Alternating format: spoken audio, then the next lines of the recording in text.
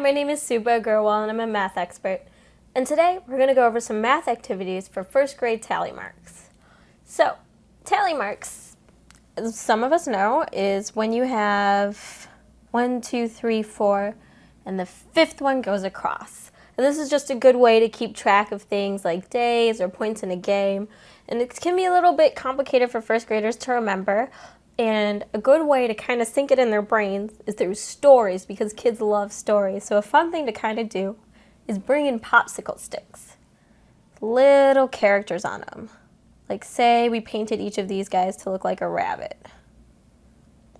And we had 4 rabbits. And they were like the cool guys, right? These 4. But then the 5th guy, who wasn't so cool, he was kind of a dork, and he was running to keep up with all of these guys. But he trips, and he falls, and he goes all the way across and gets caught by the last guy. And that's kind of a cool way to help kids remember, is that the kind of weird rabbit was running, he trips, gets caught by the last guy trying to catch up with the other 4, or maybe he was just running late. Or if you don't like rabbits, you can also use trees, anything, and you can kind of make like a noise like you're cutting the 5th tree down, like psh, and it falls.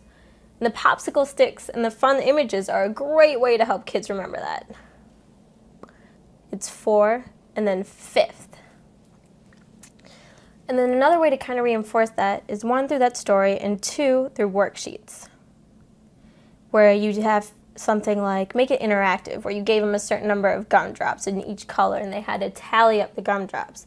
So if they have 5 red, they would have to write that out as 1, 2, 3, 4, 5 red.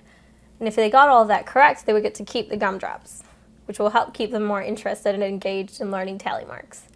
My name is Suba Gurwal, and thank you for taking an interest in math.